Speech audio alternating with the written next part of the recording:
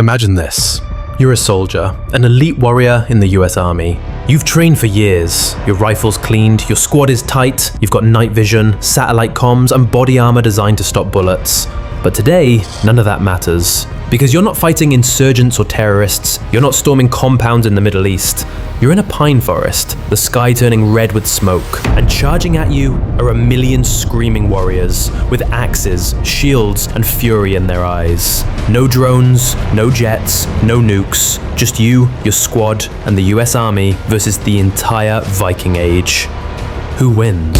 Before we unleash total chaos, let's set the stage. This is not your average history lesson. It's a full-blown what-if war simulation. Modern US Army, boots on the ground, no air support, no nukes. Their opponents? 1 million Vikings, drawn from the fiercest Norse clans across 2 centuries. Think Ragnar Lothbrok, Ivar the Boneless, and thousands of berserkers who eat pain for breakfast. It's numbers versus technology, raw rage versus ruthless precision, and both sides are dropped into neutral ground, say a vast temperate region the size of Norway. No one gets home field advantage. So the real question is, can 21st century discipline and firepower crush ancient savagery, or will Viking ferocity rewrite the rules of war? Let's find out. Let's start small. 500 US Army Rangers, highly trained, elite. Think special ops, night fighting, survival, precision shooting. They're dropped into dense forest terrain. Suddenly they're ambushed by 100,000 Viking warriors. Shields up, horns blaring, it's an avalanche of rage. Now here's the twist. The Vikings don't know what guns are, but the Rangers do. The Rangers have suppressed M4 carbines, infrared optics, claymore mines, and tactical comms. The moment the Vikings charge, the forest lights up. Claymores shred the first wave. Bullets punch through shields like paper. Smoke grenades blind the berserkers. But here's where it gets interesting. Vikings don't break easy. They were masters of shock warfare. Fear didn't exist in their dictionary. They keep coming, wave after wave, climbing over the bodies of their own dead. Eventually the Rangers run low on ammo. That's when it gets medieval, literally. Knives come out. Close quarters combat begins. It's disciplined strikes versus frenzied slashes. And while one army ranger can drop a dozen in melee, even the best get overwhelmed. You can't shoot forever, you can't slash forever. By hour 4, the forest floor is soaked in blood. The Rangers radio in, no help's coming. Final tally? Out of 500 Rangers, maybe 120 survive. But they take over 10,000 Vikings with them. A tactical victory, a symbolic nightmare. Now let's crank it up. Full US Army ground force, roughly 150,000 soldiers, infantry, artillery, engineers, logistics, all the boots you'd expect in a major operation. On the other side, 1 million Vikings, axes, spears, siege engines, warships dragged inland, no air support, no nukes, no satellites, just a ground war. The US builds fortified zones, walls, trenches, watchtowers, automatic sentries with thermal sensors. They're dug in. The Vikings? They form shield walls, build siege towers, and come in massive waves. This is where their historical genius shows. The Viking Svingfylking formation, boar's snout, breaks through weak spots in enemy lines. Their long-range archers rain fire. Their berserkers, shirtless and high on mushrooms, punch holes in defenses through sheer madness. But the US Army fights differently. They use drones for recon, silent, bird-sized, dropping sensor grenades. They coordinate mortar fire like chess. Artillery rains steel. Heavy machine guns mow down entire columns. Even without planes, the army turns the battlefield into a high-tech hellscape.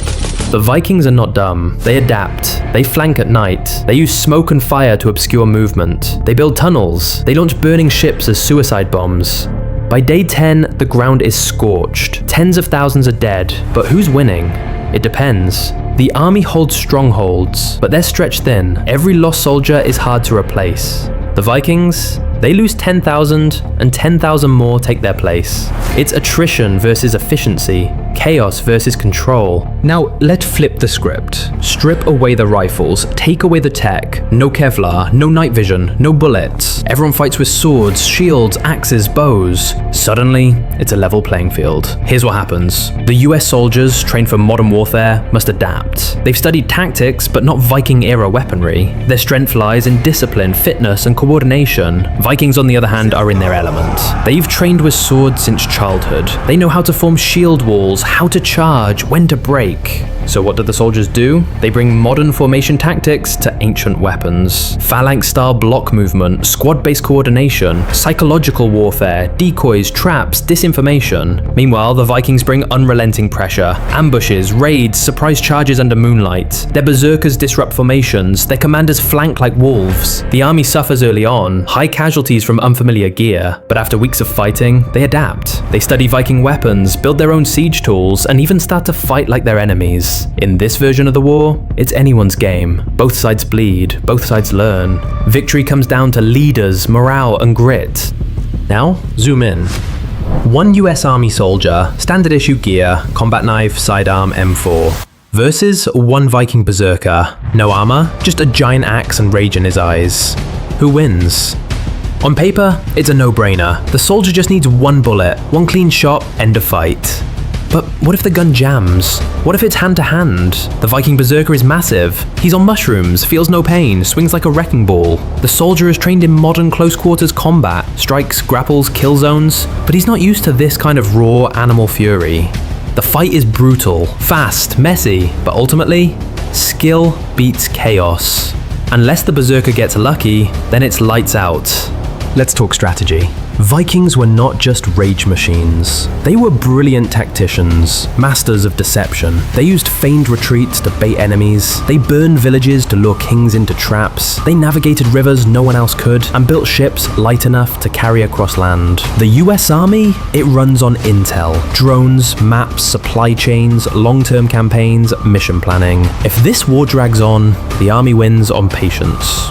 They build supply lines, secure resources, rotate troops, use science. The Vikings? They win in short bursts, blitz raids, lightning ambushes, disruption tactics. So if it's a sprint, Vikings might dominate. But if it's a marathon, the army wins with one word: logistics. So, who wins? If it's pure chaos, Vikings take early victories. Their numbers, fury, and fearlessness overwhelm small units. If it's a tactical war, spread over weeks or months, the US Army outmaneuvers, outlasts, and outguns them. In a medieval-only scenario, it's dead even. The soldiers bring new tactics, but the Vikings know the terrain and the weapons better. But here's the real kicker. Even if the army wins the war, they lose the legend. Vikings don't fight to win, they fight to be remembered. Their sagas survive for centuries. So maybe domination isn't about victory, it's about legacy. And that might be a battle the Vikings already won. What do you think? Could modern soldiers really hold off 1,000,000 Viking warriors? Would tactics beat savagery? Could berserkers break through military discipline? Drop your theory in the comments. And hey, if you like this mental battlefield, hit like, subscribe, and join the next war. Because next time, we're putting the US Army up against Dothraki. And trust me, you don't want to miss that.